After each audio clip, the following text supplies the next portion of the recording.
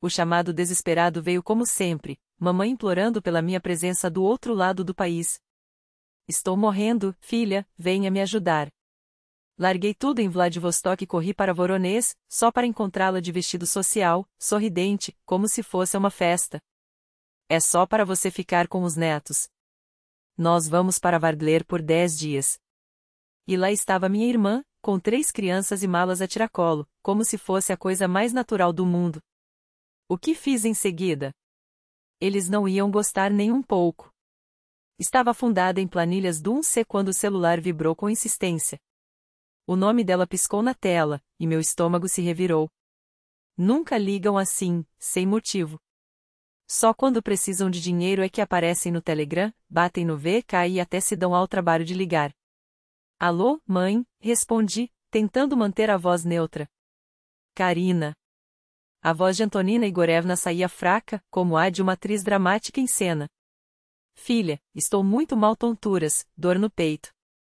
Seu pai está trabalhando, e eu aqui sozinha, abandonada. Um silêncio pesado, seguido daquele suspiro exagerado que só se vê em novelas. Preciso de você, Karina.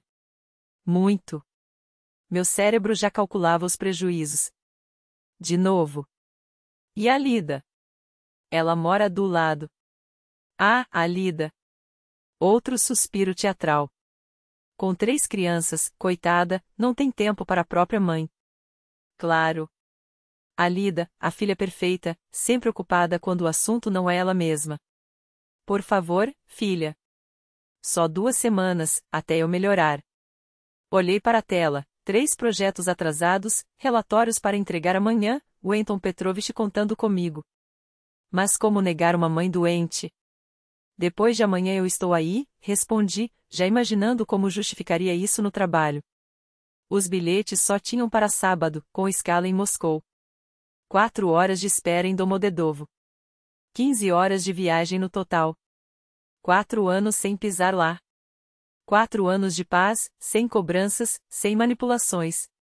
Só mensagens quando precisavam de dinheiro.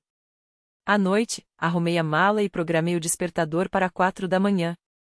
Morava sozinha num apartamento alugado em Vladivostok, no bairro Segunda Recha. Não foi por acaso. Foi estratégia. O voo passou como um sonho ruim. Um Yandex.táxi me deixou no velho bairro, casas com jardins de georginas, parquinhos descascados, carros populares estacionados. A casa dos meus pais, de tijolo, com o revestimento branco que agora mais parecia cinza sujo. Bati a porta com o coração na garganta. Ela abriu, radiante. Cabelo impecável, batom vibrante, brincos combinando com a blusa. Mãe, você não estava doente? Ela me puxou para dentro, rindo. Ah, filha, foi só um jeitinho para você vir. Surpresa. Fiquei paralisada, ainda segurando a mala, enquanto a cabeça tentava processar. Da sala, vinham risos. Olhem quem chegou, anunciou ela, triunfante. Lá estavam todos, meu pai no sofá, fingindo ler notícias, Lida com o marido, Misha, e os 3 filhos, Eva, Tioma e a pequena Zóia, que eu só conhecia por fotos. Karina. Não acredito que você veio, disse Lida, com aquele sorriso que sempre me fez querer checar a carteira. Como foi a viagem, filha? Perguntou meu pai, sem levantar os olhos do celular. Mamãe disse que estava morrendo. Ela riu, como se fosse a piada mais engraçada do ano. É que nós vamos para Vardler por 10 dias. Tudo pago, só não temos com quem deixar as crianças. Foi como um balde de água fria. Ou seja, ela mentiu descaradamente para me fazer atravessar o país e babar os netos? Não exagera, bufou Lida. Trabalho de escritório não é fábrica. Você só fica no computador. Senti o rosto queimar. Tenho prazos, projetos atrasados, tirei licença sem salário por isso. Isso é família, Karina, disse minha mãe, como se fosse uma lição de moral. Ajudar uns aos outros. A Lida e o Misha não viajam há anos. Seu pai e eu não vamos ao mar desde o casamento. É importante. Olhei para aqueles rostos satisfeitos, sem um pingo de vergonha. Minha família. Mentiram, me manipularam, e agora esperavam que eu agisse como a boa filha, a salvadora de plantão. Poderia ter explodido, jogado na cara deles anos de frustração. Mas algo me segurou.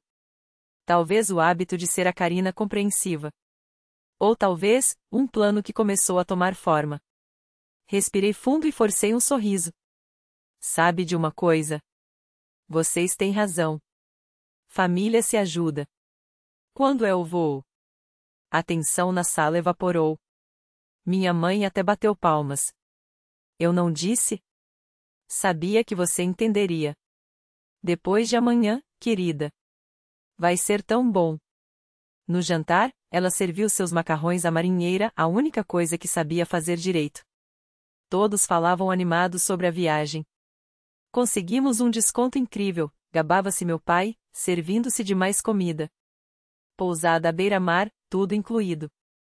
Eu sorria, enquanto mentalmente traçava cada passo. Misha, o marido da Lida, contava sobre os passeios de jipe que planejava. Mal o conhecia. Em 6 anos de casamento, nos vimos 3 vezes. Parecia um cara normal, mas também não perdia a chance de se aproveitar do trabalho alheio. Aqui está tudo anotado, Karina. Minha mãe me entregou uma lista. Zoe acorda à noite, mas Tioma e Eva dormem bem.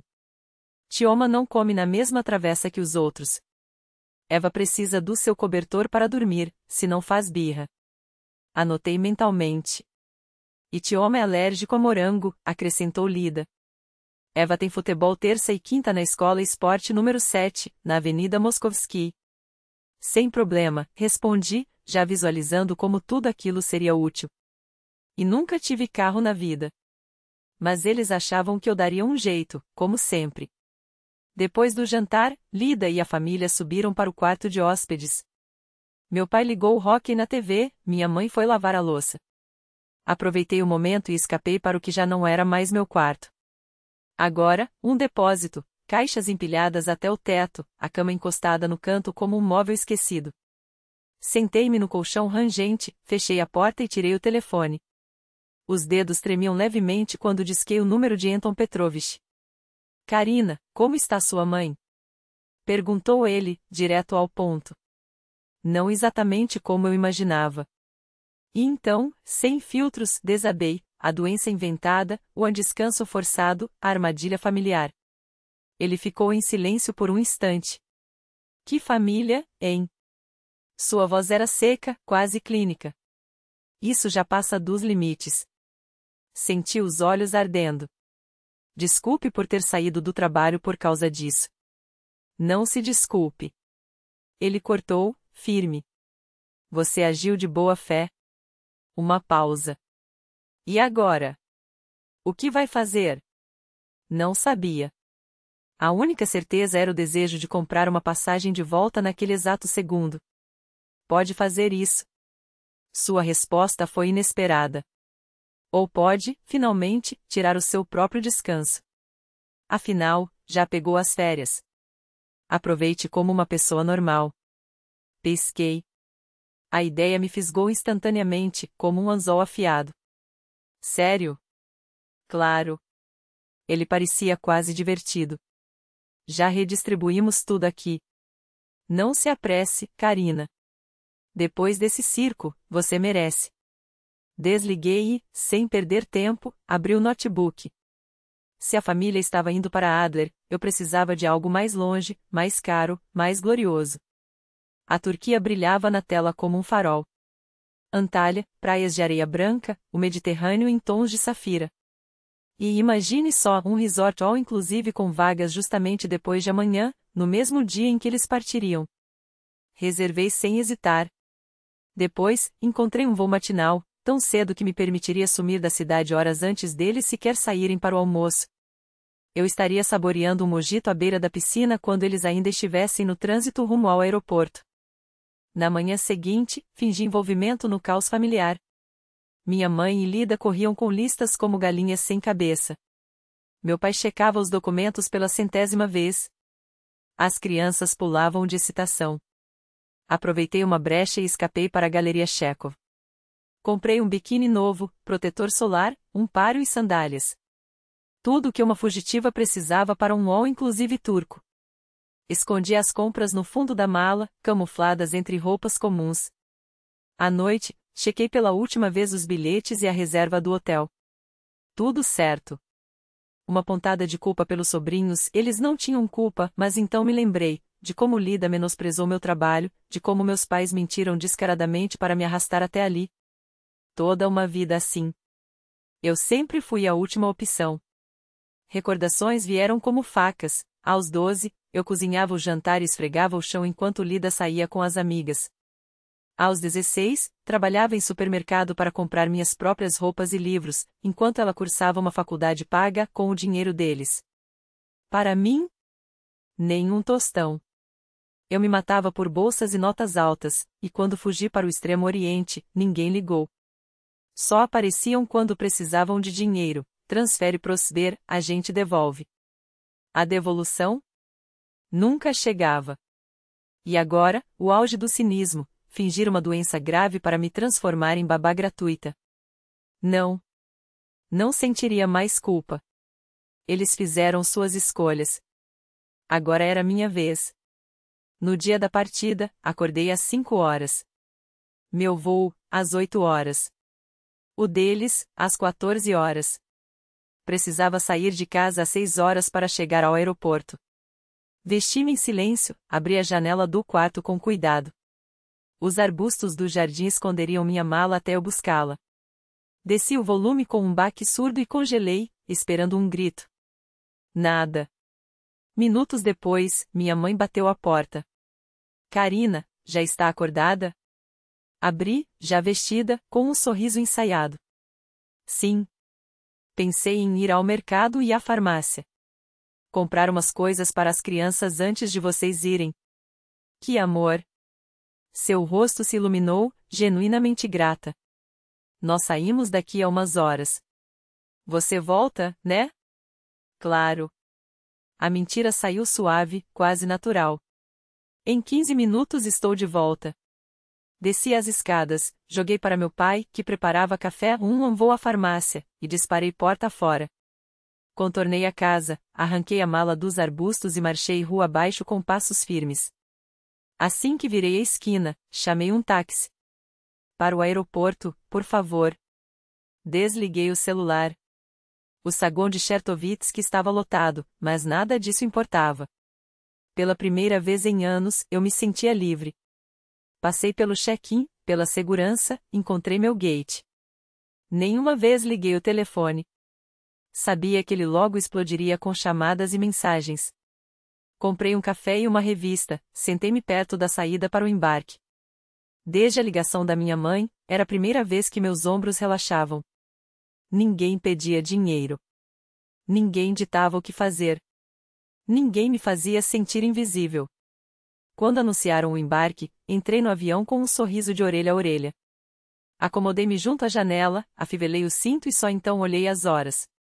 Eles estavam no café da manhã, se preparando para a viagem, sem a menor ideia de que sua babá de graça já taxia na pista de decolagem. O voo passou como um sonho, 3 horas de puro prazer. Assisti a um filme, tirei uma soneca, me forcei a não imaginar o escândalo que devia estar rolando em casa. Quando aterrissamos em Antalya, era quase meio-dia no horário local. Enquanto esperava pela bagagem, liguei o celular. Ele enlouqueceu. 27 chamadas perdidas. 42 mensagens. Corri os olhos pelas notificações. Onde você está, mãe? Liga agora. Pai, se não voltar em 10 minutos, perdemos o voo. Karina, não é engraçado. Aonde foi? Mãe, você é uma egoísta nojenta. Lida. As mensagens ficavam cada vez mais ácidas. Guardei o telefone sem responder, peguei minha mala e saí para pegar o transfer do hotel. Antalya me recebeu com calor e brisa do mar. A combinação perfeita. O motorista era tagarela, passou os 40 minutos do trajeto falando sobre as cachoeiras de Duden e a cidade antiga de Kaleisi. O hotel superou todas as expectativas. Prédios brancos estilo Riches, piscinas cristalinas, palmeiras balançando e um mar a 2 passos. Fiz o check-in, tomei um banho demorado e, só então, vestindo biquíni novo, decidi encarar a família. Disquei para minha mãe. Ela atendeu no primeiro toque. Karina, OND. Estou na Turquia. Minha voz era calma, quase serena. No Hotel Vantalha. Silêncio. Que absurdo é esse? Volta agora mesmo. Por sua causa, perdemos o transfer. Que pena. Sorri, embora ela não pudesse ver. Mas não vou voltar para cuidar dos seus netos. Você fez isso de propósito? Sua respiração falhou. Armeou tudo? Armei. A ironia era doce. Mais ou menos como vocês armaram essa doença urgente para me fazer vir. É diferente. Precisávamos de ajuda. E acharam que mentir era a melhor forma de conseguir? Minha voz subiu, mas não perdi o controle. Vocês nem perguntaram se eu podia ficar com as crianças. Só manipularam. Sua irmã? Sua filha poderia ter contratado uma babá. Ou pedido com honestidade. Em vez disso, inventaram uma doença. Eu realmente achei que você estivesse morrendo. Ela engasgou. Depois, cuspiu. Você arruinou tudo. O passeio foi cancelado. A operadora está cobrando multa por desistência. Sinto muito. E era verdade. Talvez isso os ensine a me respeitar um pouco. Respeitar? Depois do que você fez? Não. Ri, amarga. Depois do que vocês sempre fizeram. Ligam só quando precisam de dinheiro, dinheiro que, aliás, nunca devolvem. Como ousam me chamar de egoísta? Como você ousa? Não. Cortei. Como vocês ousam? Todos vocês. Estava cansada de ser a útil, a invisível, a caixa eletrônico da família. E agora vou aproveitar minhas férias. Tchau, mãe. Desliguei antes que ela pudesse responder. O telefone tocou de novo. Ignorei, desativei o aparelho e o joguei na bolsa. Desci até o bar da piscina, pedi um mojito e tomei um gole longo, sentindo o gosto cítrico misturado à brisa salgada. O mar turquesa brilhava sob o sol como uma promessa. Pela primeira vez em anos, me senti no lugar certo. Os dias seguintes foram mágicos. Nadei até perder a noção do tempo, li romances debaixo do guarda-sol, gritei de emoção no banana boat arrastado por um jet ski. No buffet, me empanturrei de berinjelas grelhadas tão perfeitas que quase chorei. Ligava o celular uma vez por dia, só para checar e-mails do trabalho e postar fotos nas redes. Selfies na areia, coquetéis em todos os tons do arco-íris, pores do sol de cartão postal. Linka respondia a cada story com mensagens privadas, espero que esteja feliz. Mamãe não para de chorar. As crianças perguntam pela tia Karina. Ignorava tudo. Seguia postando. Que se deliciassem com a minha vida. No quarto dia, conheci Ilha no bar do hotel. Ele havia estendido a estadia depois de uma feira têxtil, a Otex, que terminou antes do previsto. Nos entendemos na hora. Quando contei sobre o circo familiar, ele apenas riu, secamente, tem uma história parecida. Só que eu fujo da ex-sogra em viagens de trabalho. Passamos o resto da semana juntos. Era gostoso estar com alguém que me via como pessoa, não como empregada doméstica gratuita. No último dia, me senti renovada. Forte. Me despedi de Ilha trocando números, sem ilusões, relacionamentos à distância não eram para mim. Mas também não me arrependi. Voltei para Vladivostok com 3 dias de férias restantes, que usei para lavar roupas, limpar o apartamento e me preparar mentalmente para o trabalho. Anton Petrovich escreveu no chat corporativo, confirmado, retorno na segunda, como planejado. O telefone, finalmente, parou de explodir com ligações histéricas da família. O silêncio, no entanto, era quase mais perturbador do que os gritos. Até que, na véspera do meu retorno, o celular tocou de novo. Tia Marina, irmã da minha mãe. Karina, é a tia Marina, disse ela, com a voz calma que sempre me tranquilizou. Olá, tia. Ouvi falar do que aconteceu. Sua mãe e seus irmãos estão ligando para todo mundo, dizendo que você arruinou as férias deles. Suspirei. E sobre a doença inventada para me obrigar a cuidar das crianças? Eles contam essa parte? Não, admitiu tia Marina, arrastando as palavras. Essa detalhe eles esqueceram de mencionar. Então, contei tudo. A farsa da doença, a chantagem com as crianças, o teatro de sempre. Quando terminei, houve um silêncio longo do outro lado da linha. Boz e moi, ela finalmente soltou.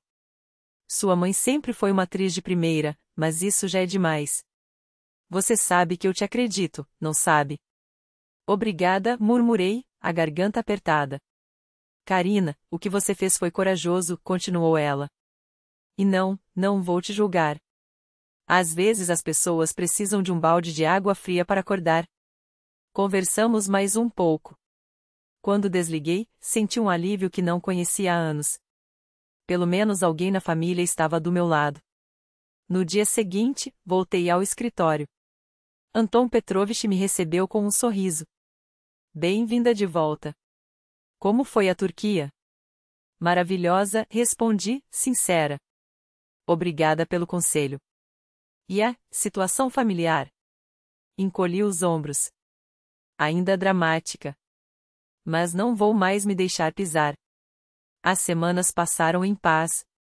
Nenhum telefonema dos pais ou de Lidka. Me afoguei em trabalho, organizei projetos atrasados e, para minha surpresa, comecei a trocar mensagens com Ilha. Ele ligou de Moscou uma noite, dizendo que não conseguia me tirar da cabeça depois da Turquia. Um mês depois do meu incidente turco, numa terça-feira à noite, o telefone tocou de novo. Era ela. Alô? Atendi, já preparada. Karina, a voz da minha mãe estava tensa. Como você está? Bem. E vocês? Melhor, respondeu, seca. Esperei. Sabia que havia mais. O que você fez foi muito doloroso, continuou.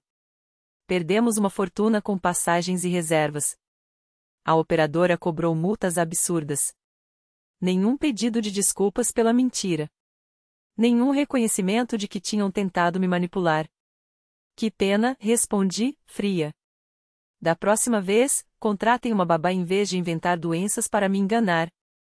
Ela suspirou fundo. Nós não mentimos. Só, exageramos um pouco. É assim que a família funciona. Nos ajudamos. Não corrigi. Vocês se ajudam. Eu só sirvo quando precisam de algo. Quando foi a última vez que ligaram só para saber como eu estou? Não para pedir dinheiro, não para pedir favores. Só para conversar com a filha. Silêncio. É isso, finalizei. E o que você quer, então? Perguntou, quase num sussurro. Se querem um relacionamento de verdade comigo, tem que ser uma via de mão dupla. Preciso sentir que sou valorizada, não só usada. Outra pausa. Longa. Vou pensar no que você disse, prometeu, antes de desligar. Fiquei olhando para o telefone, sem saber se aquilo era o início de uma reconciliação ou o prego final no caixão dos nossos laços. Mas, pela primeira vez, não me arrependi de ter me defendido. Uma mensagem de Lidka chegou em seguida: as crianças perguntam por você. Nenhum pedido de desculpas. Nenhum reconhecimento de culpa. Só mais uma tentativa de me manipular através das crianças. Lidka, fiel ao seu script. Não respondi. A vida seguiu. Recebi uma promoção no trabalho. Agora liderava um departamento inteiro. Ilha veio passar um fim de semana em Vladivostok, levei o almirante da Sopkorlinaya, ao farol de Takaresk. Me inscrevi em um clube de viajantes, fiz novos amigos. 3 meses depois da Turquia, tia Marina ligou novamente. Acho que você vai querer saber, disse ela. Sua mãe admitiu para mim que agiram errado quando mentiram para você. Claro que não usou essas palavras, amarga. Não, mas disse que deveriam ter pedido ajuda diretamente, em vez de inventar desculpas. Para ela, isso é quase uma meia-culpa. Ri de verdade dessa vez. Supongo que sim. Dê tempo a eles, Karina. São teimosos, mas te amam. Do jeito deles. Do jeito deles, repeti, baixinho. Não é perfeito, mas é o que tem, filosofou tia Marina. Depois da ligação, fiquei horas pensando na família que a gente nasce e na família que a gente escolhe. Passará anos tentando ganhar a aprovação dos meus pais, da minha irmã. Nunca consegui. Talvez nunca conseguisse. E, pela primeira vez, percebi que isso poderia estar bem. Eu havia construído uma vida boa. Um trabalho que amava, amigos que me valorizavam, um relacionamento promissor com Ilha. Não precisava mais ser o capacho da família para me sentir digna de amor. Uma semana depois, chegou um cartão pelo correio.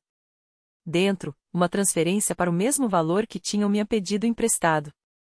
No verso, a letra trêmula da minha mãe: desculpe a demora. Beijos, mamãe. Não era um pedido de desculpas completo. Não era uma promessa de mudança.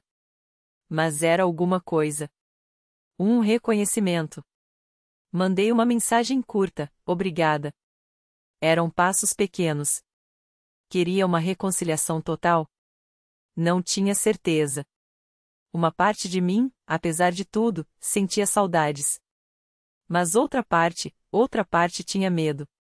Voltar aos velhos padrões, tornar-me novamente a Karina conveniente. Por enquanto, mantenho distância. Talvez um dia encontremos uma forma de construir algo saudável. Ou talvez não. De qualquer forma, estou bem. E entendi que a vingança, embora doce, não era o que eu realmente queria. O que eu desejava era reconhecimento, que me vissem como uma pessoa com minha própria vida, minhas necessidades, e não como um recurso de emergência para quando as coisas apertassem. O telefone vibrou. Mensagem de Ilha: chego na sexta. Jantar no nosso lugar. Sorri e respondi: espero você. A vida não é perfeita. A família é complicada. Mas, pela primeira vez em muito tempo, vivo pelas minhas próprias regras, sem arrependimentos. Na sexta noite, estávamos em Zuma, o restaurante com vista panorâmica para a Baía de Golden Rock. Ilha perguntou sobre a família. Falas com eles? Balancei a cabeça. Não muito. Por enquanto, é melhor assim. Passei a vida toda tentando ser quem eles queriam. Agora, estou descobrindo quem eu quero ser. Ilha ergueu a taça, por descobrir. Brindei com ele, sem pesar. E, pela primeira vez, foi uma verdade absoluta.